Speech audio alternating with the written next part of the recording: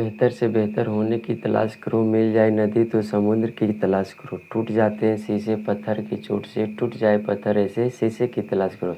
आइए आपको बताते हैं बिहार बोर्ड के लिए यानी हिंदी व्याकरण। हिंदी व्याकरण में आज देखेंगे वर्ण परिचय। सबसे पहले आपको बताएंगे कि व्याकरण होता क्या है, ठीक है। व्याकरण पढ़ने से जो है बिहार बोर्ड में हम कितना क्वेश्चन बना सकते हैं, ठीक है। ऑब्जेक्टिव सब्जेक्टिव तो नहीं पूछता, तो देखते हैं थोड़ा मोड़ा, ठीक है। तो 100 ऑब्जेक्टिव पूछा जाता है। कितना ऑब्जेक्टिव? 100 ऑब्जेक्टिव पूछा जाता है, ठीक है। कितना ऑब्जेक्टिव पूछा जाता है? तो हमारे बिहार बोर्ड यानी क्लास 10th में जो है 100 ऑब्जेक्टिव पूछा जाता है, जिसमें से हिंदी व्याकरण की भूमिका जो है ना हमेशा यानी प्रत्येक वर्ष 50 प्लस रहता है। 50 प्लस यानी 50 प्लस रहता है और 60 से कम यानी 50 से ज़्यादा और 60 से कम रहता है। इतना क्वेश्चन मतलब कि हिंदी व्याकरण से पूछा जाता है। और बाकी और जो बचता है क्वेश्चन 50 को, तो वो पूछा जाता है हिंदी बुक, ठीक है ना। हिंदी बुक से यानी किताब से। तो किताब कितना होता है? 2 किताब चलता है, ठीक है। को किताब तो दूसरा पहला हो जाता है गोधूली। पहला क्या हो जाता है? गोधूली। और दूसरा हो जाता है वर्णिका, ठीक है। दूसरा क्या हो जाता है? दूसरा वर्णिका हो जाता है। तो बिहार बोर्ड में जो ऑब्जेक्टिव क्वेश्चन पूछा जाता है, जिसमें 100 ऑब्जेक्टिव क्वेश्चन आता है, जिसमें से लगभग मानिए तो 50 यानी 50 क्वेश्चन से ज़्यादा ही होता है व्याकरण से। कहाँ से? व्याकरण से, ठीक है। व्याकरण से रहता है। और जो बचता है 50 क्वेश्चन, जो बचेगा 50 को का किताब से कौन कौन किताब? तो एक हो जाता है गोधूली और एक हो जाता है वर्णिका। यहाँ से पूछा जाता है, ठीक है।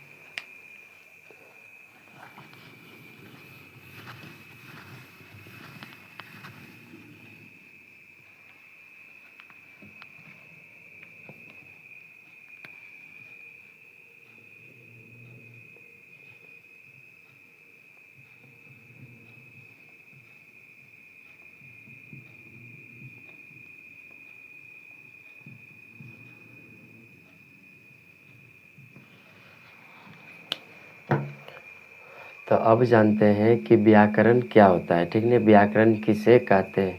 तो व्याकरण जो है, व्याकरण उस शास्त्र को कहते हैं। व्याकरण उस शास्त्र को कहते हैं जिससे हमें शुद्ध शुद्ध लिखना, शुद्ध शुद्ध पढ़ना और साथ ही साथ शुद्ध शुद्ध बोलना आ जाए, उसी को क्या कहते हैं? उसी को व्याकरण कहते हैं, ठीक है। तो देखिए यहाँ पे लिखना है व्याकरण। व्याकरण उस शास्त्र को कहते हैं। व्याकरण उस शास्त्र को कहते हैं। उस शास्त्र को कहते हैं, ठीक है। व्याकरण उस शास्त्र को कहते हैं जिससे जिससे हमें जिससे हमें शुद्ध शुद्ध लिखना, ठीक है। शुद्ध शुद्ध लिखना, शुद्ध शुद्ध लिखना और यानी कि शुद्ध शुद्ध लिखना, शुद्ध शुद्ध शुद्ध लिखना, शुद्ध शुद्ध पढ़ना और क्या लिखे यहाँ तक ले? तो व्याकरण उस शास्त्र को कहते हैं, यहाँ पे होगा, ठीक है। उस शास्त्र को कहते हैं जिससे हमें शुद्ध शुद्ध लिखना, शुद्ध शुद्ध पढ़ना और शुद्ध शुद्ध बोलना आ जाए। और शुद्ध शुद्ध बोलना आ जाए। बोलना आ जाए, ठीक है। आ जाए, उसी को क्या कहते हैं? तो उसी को व्याकरण कहते हैं। व्याकरण किसे कहते हैं? तो व्याकरण के मदद से शुद्ध शुद्ध पढ़ना, शुद्ध शुद्ध लिखना, शुद्ध शुद्ध बोलना आता है, ठीक है। उसी को कहते हैं व्याकरण। यहाँ पे लिखना है उसे व्याकरण कहते हैं। उसे व्याकरण कहते हैं। उसे व्याकरण कहते हैं, ठीक है ना। उसे क्या कहते हैं? उसे व्याकरण कहते हैं। तो नॉर्मल यानी कि व्याकरण क्या होता है उसका परिभाषा, लेकिन हमको देखना है क्या चीज़? वर्ण परिचय, ठीक है। क्या देखना है? वर्ण परिचय देखिए आगे कि वर्ण किसे कहते हैं, ठीक है। आगे लिखना है कि वर्ण क्या होता है, वर्ण किसे कहते हैं। वर्ण परिचय में आपको ये बताना पड़ेगा कि वर्ण होता क्या है, ठीक है। तो देखिए यहाँ पे लिख रहे हैं वर्ण किसे कहते हैं, लिखना है यहाँ पे वर्ण किसे कहते हैं, वर्ण किसे कहते हैं, ठीक है। वर्ण किसे कहते हैं ये आपको बताना पड़ेगा, ठीक है। तो वर्ण का परिभाषा हो जाता है, वर्ण उस मूल ध्वनि को कहते हैं जिसे खंड या टुकड़ा नहीं किया जा सकता है, ठीक है। वर्ण जो है उस मूल ध्वनि को कहते हैं जिसे खंड या टुकड़ा नहीं किया जा सकता, उसी को क्या कहते हैं, उसी को वर्ण कहते हैं, ठीक है। तो यहाँ पे लिख दीजिए परिभाषा, वर्ण उस मूल ध्वनि को कहते हैं, वर्ण उस मूल ध्वनि को कहते हैं, उस मूल ध्वनि को कहते हैं जिसे खंड या टुकड़ा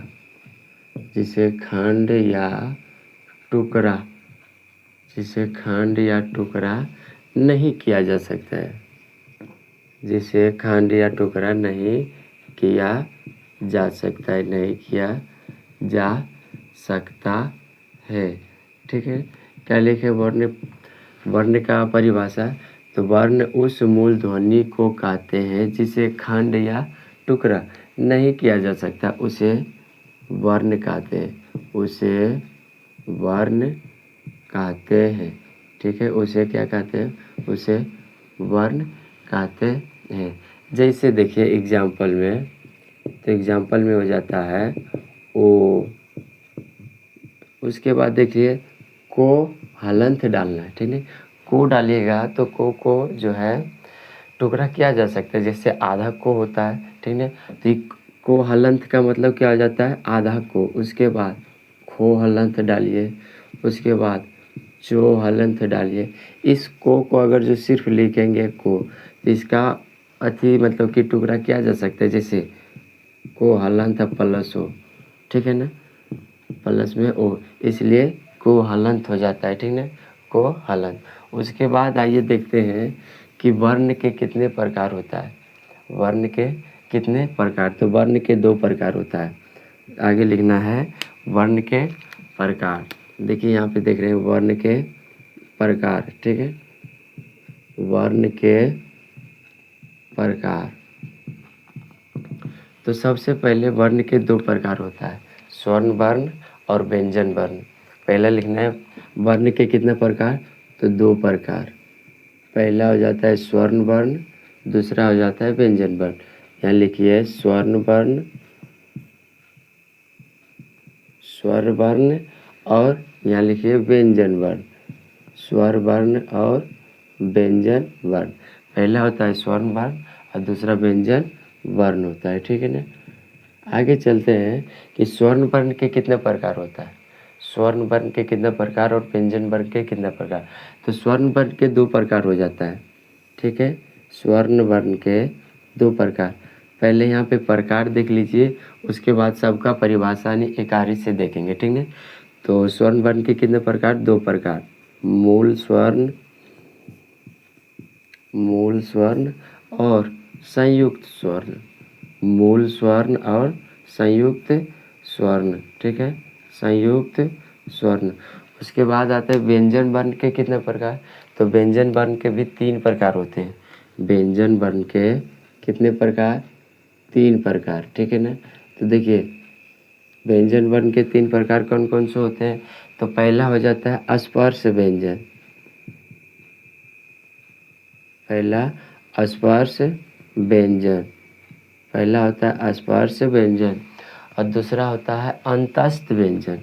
दूसरा क्या होता है, अंतस्थ व्यंजन, अंतस्थ, दूसरा होता है अंतस्थ व्यंजन, ठीक है ना, अंतस्थ व्यंजन। सो व्यंजन वर्ण के कितने प्रकार, तो 3 प्रकार, स्वर्ण स्पर्श व्यंजन, उसके बाद अंतस्थ व्यंजन और तीसरा हो जाता है ऊष्म व्यंजन, तीसरा हो जाता है ऊष्म व्यंजन, ऊष्म व्यंजन, ठीक है ना। पहला क्या होता है, तो देखिए सबसे पहले वर्ण के कितने प्रकार, 2 प्रकार, स्वर्ण वर्ण, व्यंजन वर्ण, स्वर्ण वर्ण और व्यंजन वर्ण। उसके बाद आए स्वर्ण वर्ण के कितने प्रकार, तो मूल स्वर और संयुक्त स्वर्ण, मूल स्वर और संयुक्त स्वर। उसके बाद आए व्यंजन वर्ण के कितने प्रकार, तो 3 प्रकार, स्पर्श व्यंजन, अंतस्थ व्यंजन और ऊष्म व्यंजन, ठीक है। आगे देखिए मूल स्वर्ण के भी 2 प्रकार होते हैं, मूल स्वर्ण के कितने प्रकार, 2 प्रकार, मूल स्वर्ण के 2 प्रकार। इसमें पहला हो जाता है हर्ष स्वर्ण, हर्ष स्वर्ण, और दूसरा हो जाता है दीर्घ स्वर, दीर्घ, ठीक है। पहला हर्ष स्वर्ण और दूसरा दीर्घ स्वर्ण। आगे देखेंगे सबका एकारिक से परिचय, ठीक है। क्या देखेंगे, तो स्वर्ण वर्ण किसे कहते हैं, व्यंजन वर्ण किसे कहते हैं, उसके बाद मूल स्वर्ण क्या होता है, संयुक्त स्वर्ण क्या होता है, हर्ष स्वर्ण क्या होता है, दीर्घ स्वर्ण क्या होता है। इधर आइए, तो इधर होता है व्यंजन वर्ण के 3 प्रकार, स्पर्श व्यंजन, अंतस्थ व्यंजन और ऊष्म व्यंजन, ठीक है। कि वर्ण के 2 प्रकार, स्वर्ण वर्ण और व्यंजन वर्ण। स्वर्ण वर्ण किसे कहते हैं, ठीक है, स्वर्ण वर्ण किसे कहते हैं, तो देखिए यहाँ पे लिखा हुआ है स्वर्ण वर्ण किसे कहते हैं। तो इसमें लिखना है कि जिसका उच्चारण अपने आप हो, अन्य किसी दूसरे वर्ण की सहायता से नहीं हो, ठीक है, उसी को क्या कहते हैं, स्वर्ण वर्ण। तो यहाँ पे लिखना है जिसका उच्चारण, शॉर्ट परिभाषा चलिए, जिसका उच्चारण, जिसका उच्चारण, जिसका उच्चारण किसी दूसरे वर्ण के बिना हो, यानी जिसका उच्चारण अपने आप हो, ठीक है ना, अपने आप हो, जिसका उच्चारण अपने आप हो, उसे स्वर्ण वर्ण कहते हैं, उसे उसे स्वर्ण उसे स्वर्ण वर्ण कहते हैं, ठीक है, उसे स्वर्ण वर्ण कहते हैं।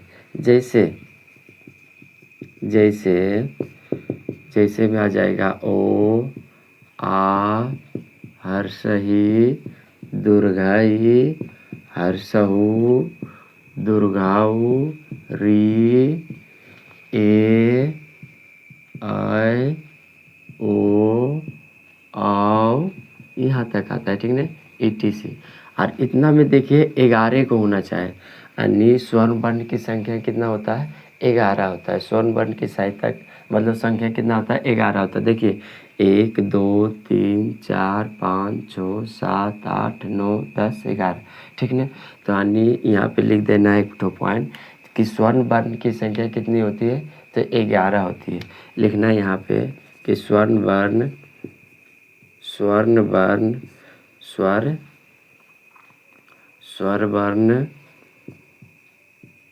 स्वर्ण वर्ण की संख्या, स्वर्ण वर्ण की संख्या 11 होती है, ठीक है। कितना होती है, 11 होती है। आगे देखेंगे व्यंजन वर्ण किसे कहते हैं, आगे देखेंगे व्यंजन वर्ण किसे कहते हैं, इसका परिभाषा लिखना है व्यंजन वर्ण। देखिए यहाँ पे लिख रहे हैं, यहाँ पे व्यंजन वर्ण किसे कहते हैं, ठीक है।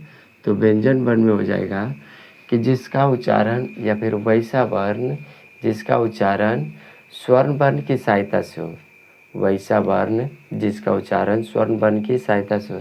इसमें लिख सकते थे आप वैसा वर्ण जिसका उच्चारण किसी दूसरे वर्ण की सहायता से नहीं हो, उसे स्वर्ण वर्ण कहते हैं। और व्यंजन वर्ण जो है वैसा वर्ण जिसका उच्चारण स्वर्ण वर्ण की सहायता से हो, ठीक है। इसमें लिखना है जिसका उच्चारण, शॉर्ट में लिखिए कि जिसका उच्चारण स्वर्ण वर्ण की सहायता से हो, जिसका उच्चारण स्वर वर्ण की सहायता से हो, जिसका उच्चारण स्वर वर्ण की सहायता से हो, ठीक है, सहायता से हो उसे व्यंजन वर्ण कहते हैं, उसे व्यंजन वर्ण कहते हैं। उसे क्या कहते हैं, उसे व्यंजन वर्ण कहते हैं। जिसका उच्चारण स्वर्ण वर्ण की सहायता से, उसी को क्या कहते हैं? व्यंजन वर्ण कहते हैं। जैसे जैसे को, ठीक है ना, चो, उसके बाद पो, लिखिए टो, लिखिए यानी कि टो, उसके बाद तो और पो, इस सब का उच्चारण यानी को का पूरा जो है, उसके बाद चो का पूरा, फिर टो का पूरा, इस सब का उच्चारण जो है स्वर्ण वर्ण की सहायता से होता है। जैसे देखिए, इसको तोड़िएगा तो को हलंत और प्लस ओ कर दीजिएगा, ठीक है। तो देखिए इसमें स्वर्ण वर्ण आइए कि नहीं, तो यानी कि जिसका उच्चारण वैसा वर्ण जिसका उच्चारण स्वर्ण वर्ण की सहायता से हो, उसे क्या कहते हैं? उसे व्यंजन वर्ण कहते हैं, ठीक है। आगे चलते हैं। व्यंजन वर्ण के भी आपको बताए थे 3 प्रकार, और यहाँ पर स्वर्ण वर्ण को भी आपको बताए थे 2 प्रकार। पहला मूल स्वर और दूसरा दीर्घ स्वर। देखिए बताए थे आपको कि स्वर्ण वर्ण के कितने प्रकार, तो 2 प्रकार। स्वर्ण वर्ण के कितने प्रकार, तो 2 प्रकार। पहला मूल स्वर और दूसरा संयुक्त स्वर। पहला मूल स्वर, दूसरा संयुक्त स्वर। उसके बाद बताए थे आपको कि मूल स्वर्ण के भी 2 प्रकार। पहला हर्ष स्वर्ण और दूसरा दीर्घ स्वर। पहला हर्ष स्वर्ण और दूसरा दीर्घ स्वर्ण। तो देखिए मूल स्वर्ण में क्या क्या आता है, तो मूल स्वर्ण में आ जाएगा आपका ओ, आ, हर्षई, दुर्गाई, हर्षऊ, दुर्गाऊ, री, ए और ओ आएगा। ये जो है मूल स्वर में आएगा। उसके बाद संयुक्त स्वर में ए और औ आता है। ए और औ आता है कौन सा में, तो संयुक्त स्वर में। उसके बाद फिर देखिए मूल स्वर्ण के कितने प्रकार, 2 प्रकार, हर्ष स्वर और दीर्घ स्वर। कितने प्रकार, मूल स्वर्ण के कितने प्रकार, 2 प्रकार, हर्ष स्वर और दीर्घ स्वर। तो उसके बाद देखिए हर्ष स्वर्ण क्या होता है और दीर्घ स्वर्ण क्या होता है। हर्ष स्वर्ण क्या होता है और दीर्घ स्वर्ण क्या होता है, तो हर्ष स्वर्ण होता है कि जिसका उच्चारण स्थान में जो है, जिसको उच्चारण करने में कम समय लगता, उसी को बोलते हैं हर्ष स्वर्ण। और जिसको उच्चारण करने में 2 गुना समय लगता है, उसको बोलते हैं दीर्घ स्वर्ण। तो यहाँ पे पहले लिख दीजिएगा आप कि मतलब जिसका उच्चारण उच्चारण करने में उच्चारण करने में उच्चारण करने में उच्चारण करने में कम समय लगे, कम समय लगे, कम समय लगे, ठीक है। उसको क्या बोलते हैं, तो हर्ष स्वर्ण। उसके बाद दीर्घ स्वर्ण जो है, तो जिसका उच्चारण करने में, यहाँ लिखना है, इसको उच्चारण करने में, उच्चारण करने में 2 गुना समय लगे, 2 गुना समय लगे, समय लगे, ठीक है। तो उसको क्या बोल देते हैं, तो उसको बोल देते हैं दीर्घ स्वर्ण बोल देते हैं, ठीक है। उसके बाद देखिए आपको बताए थे कि पहला तो देखिए स्वर्ण वर्ण के 2 प्रकार यहाँ पे हो गया। पहला तो मूल स्वर्ण और संयुक्त स्वर्ण। उसके बाद मूल स्वर्ण के भी 2 प्रकार हो गया, क्या, तो हर्ष स्वर और दीर्घ स्वर्ण। आगे बताएंगे आपको कि आसपास पहला बोले थे ना स्वर्ण वर्ण और आसपास मतलब व्यंजन वर्ण। तो व्यंजन वर्ण के कितने प्रकार, तो व्यंजन वर्ण के आपको बताए थे 3 प्रकार। कितना, तो व्यंजन वर्ण के 3 प्रकार। व्यंजन वर्ण, व्यंजन वर्ण के 3 प्रकार। कितने प्रकार, 3 प्रकार, ठीक है। कितने प्रकार, तो 3 प्रकार। पहला क्या था, तो पहला था स्पर्श व्यंजन, स्पर्श व्यंजन, स्पर्श व्यंजन। और उसके बाद दूसरा था, पहला स्पर्श व्यंजन और दूसरा अंतस्थ व्यंजन, अंतस्थ व्यंजन। उसके बाद तीसरा क्या था, तो तीसरा था पहला स्पर्श व्यंजन, दूसरा अंतस्थ व्यंजन और तीसरा था ऊष्म व्यंजन, ऊष्म व्यंजन। तीसरा ऊष्म व्यंजन था, ठीक है ना। तो देखिए सबको बता दिए, आप बताना है क्या चीज़, तो स्पर्श व्यंजन कौन कौन सा होता है, अंतस्थ व्यंजन कौन कौन सा होता है और ऊष्म व्यंजन कौन कौन सा होता है। तो इसमें देखिएगा स्पर्श व्यंजन में, स्पर्श व्यंजन की इसकी संख्या जो है ना 25 होती है। स्पर्श व्यंजन की संख्या कितनी होती है? तो 25 होती है। तो होती है कौन कौन? तो को का पूरा होता है, फिर चो का पूरा होता है, फिर टो का पूरा, फिर तो का भी पूरा और पो का भी पूरा होता है। यानी पूरा मतलब कि को, खो, गो, घो और रो, ये जो है ना सभी आता है। तो जिसके कारण से इसकी संख्या कितनी हो जाती है? 25। उसके बाद अंतस्थ व्यंजन जो है, अंतस्थ व्यंजन की संख्या 4 होती है। अंतस्थ व्यंजन की संख्या कितनी होती है? 4 होती है। तो ये होती है कौन कौन? तो ये बहुत बढ़िया होता है बिहार बोर्ड के लिए, ठीक है, बहुत काफ़ी होता है। इस बार भी क्वेश्चन पूछा था, ठीक है। तो देखिए अंतस्थ व्यंजन होता है कौन कौन? तो अंतस्थ व्यंजन होता है यो, रो, लो और वो। ये जो है चारों कौन सा व्यंजन वर्ण है? तो अंतस्थ व्यंजन वर्ण। कौन सा व्यंजन वर्ण? तो अंतस्थ व्यंजन वर्ण। बच्चा कौन है? तो उसमें व्यंजन वर्ण। तो इसकी संख्या भी 4 होती है। इसकी संख्या भी कितनी होती है? तो 4 होती है। पहला जो है तालम सो, फिर मूर्धन सो, फिर दंत सो और हो, ठीक है ना।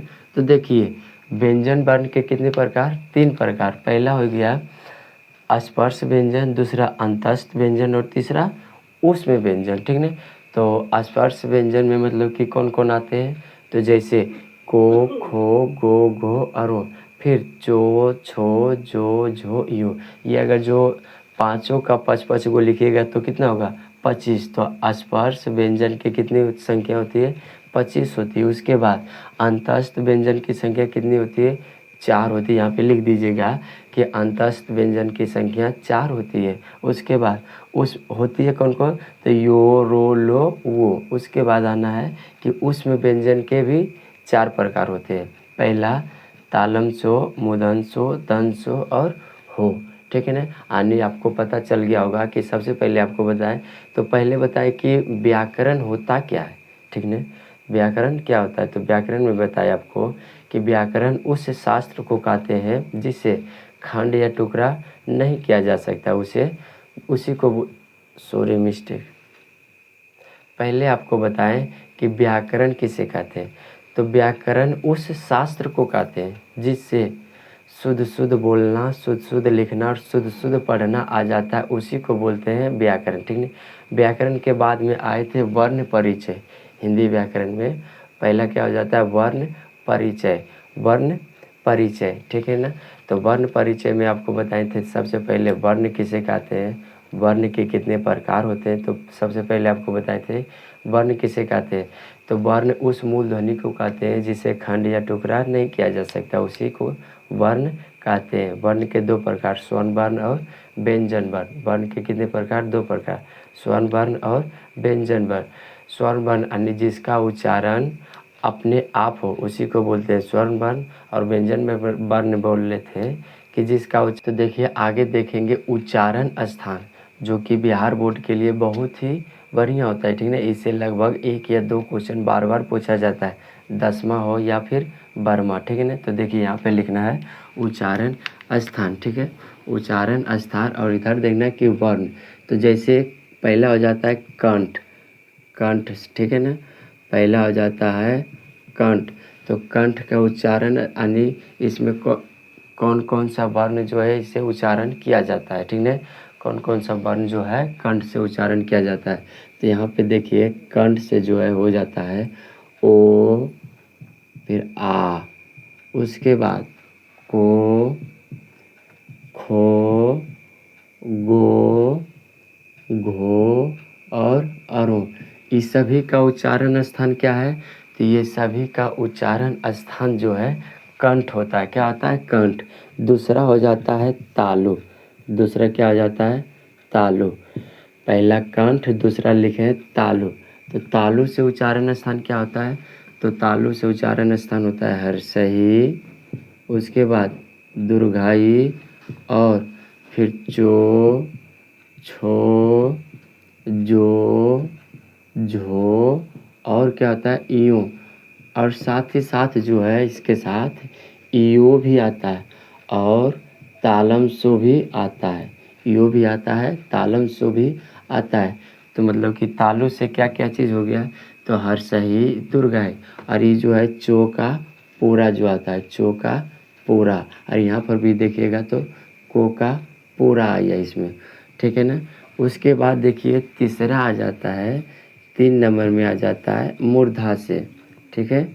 मूर्धा से उच्चारण क्या क्या होता है, तो यहाँ पे लिखिएगा री, क्या लिखिएगा, री। उसके बाद जो है टो, ठो, डो, ढो और नो, ये सभी जो है इतना देखिए टो का पूरा है, और साथ ही साथ भी आता है, और जो है आता है रो, और मूर्धांशु भी आता है, मूर्धांशु भी आता है, ठीक है। क्या चीज़ में, तो मूर्धा से उच्चारण स्थान में। अन्य उच्चारण स्थान जैसे को, तो देखिए इसका उच्चारण हो रहा है कंठ से, ठीक है। उसके बाद तालु, तो जैसे चो का उच्चारण जो है ना तालु से हो रहा है। उसके बाद मूर्धा से क्या हो रहा है, तो मूर्धा से हो रहा है री, फिर टो, ठो, डो, ढो, नो, आयो, मतलब कि रो और मूर्धन्शु।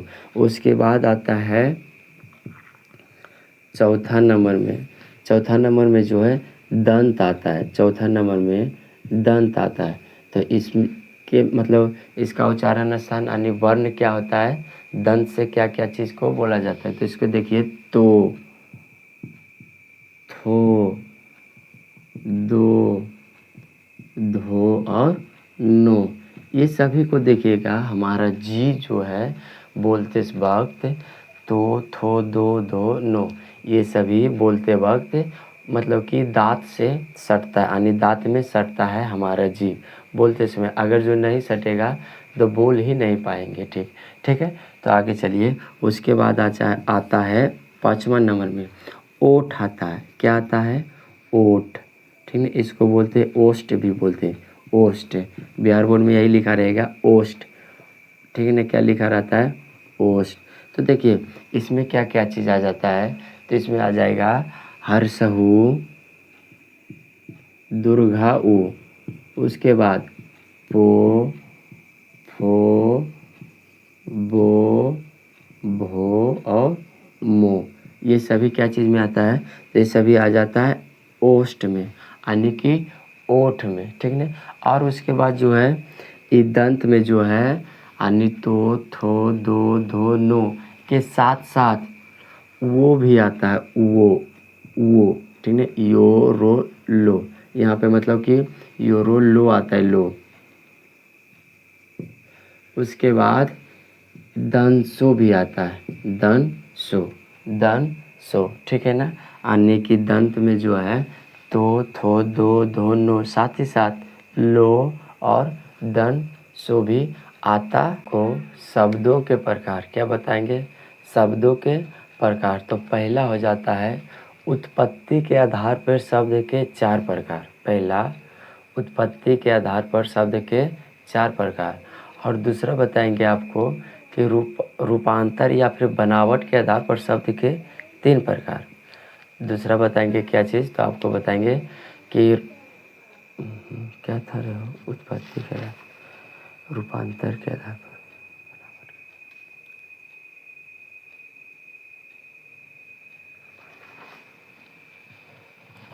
आइए आपको आगे बताते हैं शब्दों के प्रकार। क्या लिखा हुआ है यहाँ पे, शब्दों के प्रकार। तो सबसे पहले हो जाता है उत्पत्ति के आधार पर शब्द के 4 प्रकार, उत्पत्ति के आधार पर शब्द के 4 प्रकार। उसके बाद हो जाता है बनावट या रचना के आधार पर शब्द के 3 प्रकार। फिर हो जाता है रूपांतर के आधार पर शब्द के 2 प्रकार।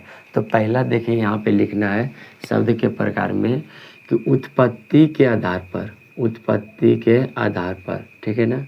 उत्पत्ति के आधार पर, उत्पत्ति के आधार पर, आधार पर शब्द के 4 प्रकार, शब्द के 4 प्रकार, शब्द के 4 प्रकार। पहला क्या आ जाता है, शब्द के कितने प्रकार के 4 प्रकार। तो किसके आधार पर, उत्पत्ति के आधार पर, यानी उत्पन्न कौन सा शब्द कहाँ बोला जाता है, अपना देश में कौन सा शब्द बोला जाता है? विदेश का शब्द कौन है जो अपने देश के बोलचाल में बोला जाता है? तो देखिए, उत्पत्ति के आधार पर कितने प्रकार? तो 4 प्रकार। पहला हो जाता है तत्सम, पहला हो जाता है तत्सम, दूसरा हो जाता है तत्भाव, तत्भाव, और तीसरा हो जाता है, पहला क्या लिखे? तो पहला लिखे तत्सम, दूसरा तत्भाव, तीसरा हो जाता है देशज, तीसरा हो जाता है देशज, चौथा हो जाता है विदेशज, विदेशज, ठीक है ना? चौथा हो जाता है विदेशज। पहला लिखे हैं तत्सम, दूसरा लिखे हैं तत्भाव, तीसरा लिखे हैं देशज, और चौथा हो जाता है विदेशज। आगे देखेंगे कि तत्सम क्या होता है, ठीक है? तत्सम क्या होता है? तो देखिए यहाँ पे लिखना है तत्सम, देखिए यहाँ पे लिख रहे हैं तत्सम, तत्सम को क्या, किसे कहते हैं, पे क्या होता है, ठीक है? तत्सम किसे कहते हैं?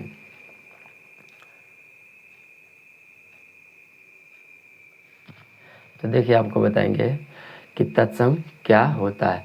तो हिंदी में क्या चीज़? हिंदी में संस्कृत के रूप को, हिंदी में, अरे सही से नहीं आते,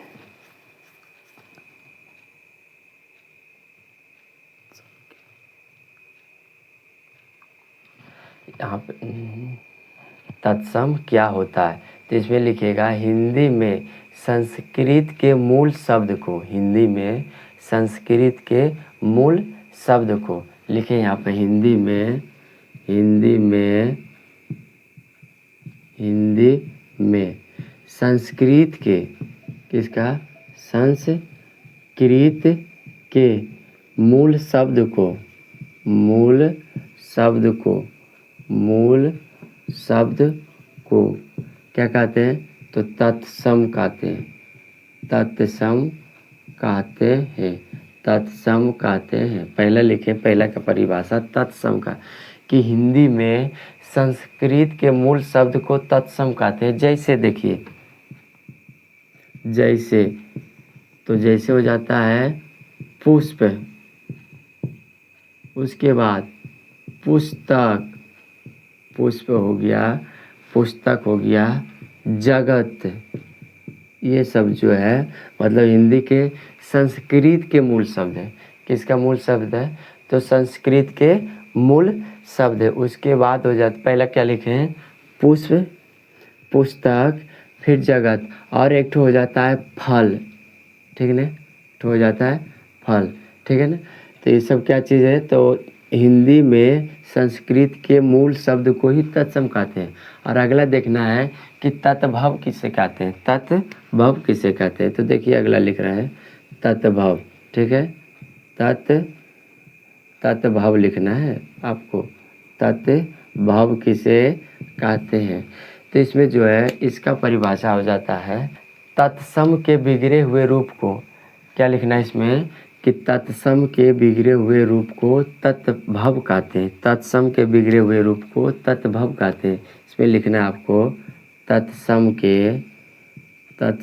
के बिगड़े हुए रूप को, बिगड़े हुए रूप को, बिगड़े हुए रूप को क्या लिखना है आपको? कि तत्सम के बिगड़े हुए रूप को तत्भव कहते हैं, तत्भव कहते हैं, तत्भव कहते हैं। क्या लिखे यहाँ? कि तत्सम के बिगड़े हुए रूप को तत्भव कहते हैं। जैसे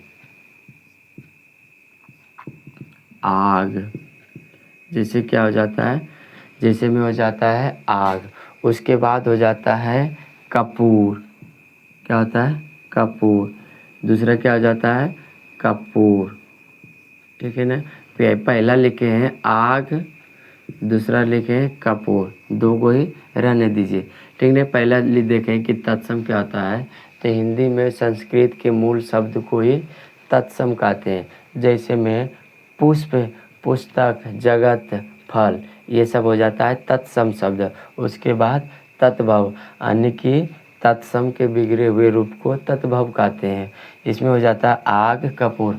आगे देखिए इधर, यहाँ पे देखना है क्या बचा है, तो देशज और विदेशज। यहाँ पे लिख रहे हैं देशज शब्द।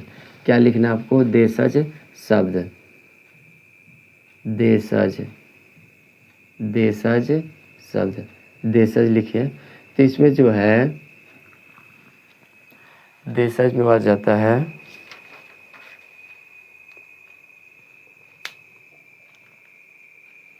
तो देशज में आपको लिखना है कि देश के बोलचाल में पाए जाने वाले शब्द, देश के बोलचाल में पाए जाने वाले शब्द को देशज शब्द कहते हैं। लिखना है इसमें देश के बोलचाल में, देश के बोलचाल में, देश के बोलचाल में पाए जाने वाले शब्द, पाए जाने वाले शब्द, पाए जाने वाले शब्द, ठीक है, पाए जाने वाले, पाए जाने वाले, ठीक है ना। क्या लिखे यहाँ पे कि देश के बोलचाल में पाए जाने वाले शब्द, ठीक है, शब्द को देशज शब्द कहते हैं। क्या कहते हैं, देशज शब्द कहते हैं। जैसे इसमें देख लीजिए तेंदुआ आता है। क्या आता है, तेंदुआ। तेंदुआ जो है ये हमारे देश का बोलचाल का शब्द है, ठीक है, तेंदुआ।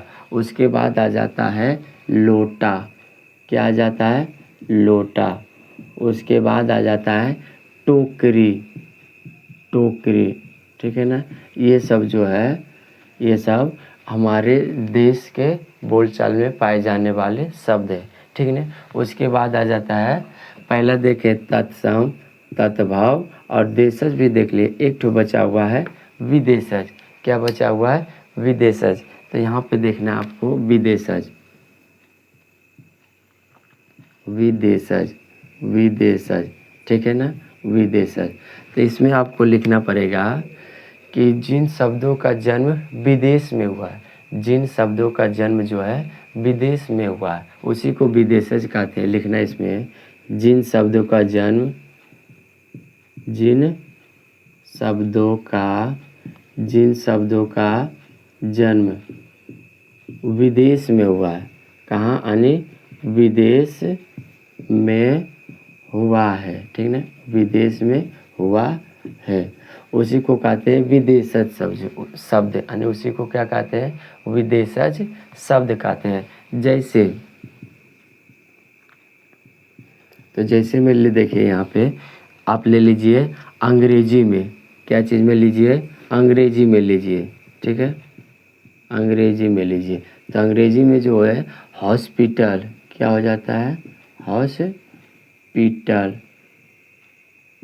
हॉस्पिटल। ये कौन सा शब्द है, ये अंग्रेजी शब्द है, लेकिन हम सब इसको हिंदी में बोलते हैं, ठीक है। उसके बाद और लिखते भी हैं हिंदी में। उसके बाद आ जाता है डॉक्टर, डॉक्टर, पहला हॉस्पिटल फिर डॉक्टर। उसके बाद और आ जाता है टेबुल। क्या आ जाता है, टेबुल, टेबुल। उसके बाद आ जाता है, पहला लिखे हॉस्पिटल फिर डॉक्टर फिर आ जाता है टेबुल। तो देखिए यहाँ पर मतलब कि हॉस्पिटल को हिंदी में बोलना चाहे अस्पताल, डॉक्टर को हिंदी में बोलते हैं चिकित्सक, फिर टेबुल को क्या बोलते हैं आप बता सकते हैं। रचना के आधार पर, यानी बनावट या रचना के आधार पर शब्द के 3 प्रकार।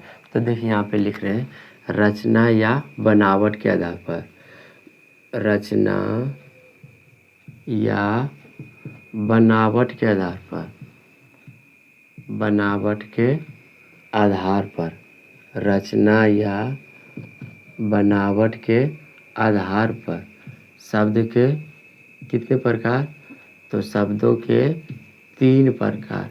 कितने प्रकार, 3 प्रकार, ठीक है ना। क्या लिखे यहाँ पे कि रचना या बनावट के आधार पर शब्दों के 3 प्रकार। पहला हो जाता है रूढ़, पहला हो जाता है रूढ़, ठीक है ना। पहला क्या हो जाता है रूढ़, और दूसरा हो जाता है यौगिक, दूसरा यौगिक, और तीसरा हो जाता है योग रूढ़। क्या हो जाता है योग रूढ़, ठीक है ना। पहला देखे इसमें, पहला तो देखे थे आप, मतलब कि क्या देखे थे, तो उत्पत्ति के आधार पर शब्द के कितने प्रकार, तो 4 प्रकार था। पहला तत्सम, तद्भव, देशज और विदेशज। और यहाँ पे लिखे हैं कि रचना या बनावट के आधार पर शब्दों के 3 प्रकार, रूढ़, यौगिक और योग रूढ़। उसके बाद अगला लिखना है रूपांतर के आधार पर, रूपांतर के आधार पर, रूपांतर के आधार पर शब्द के, अन्य शब्दों के कितने प्रकार, तो शब्दों के 2 प्रकार, 2 प्रकार, ठीक है ना। पहला हो जाता है, पहला क्या हो जाता है विकारी, पहला हो जाता है विकारी, दूसरा हो जाता है अविकारी, दूसरा हो जाता है अविकारी, दूसरा क्या हो जाता है अविकारी, ठीक है ना। पहला क्या लिखे विकारी और दूसरा लिखे अविकारी।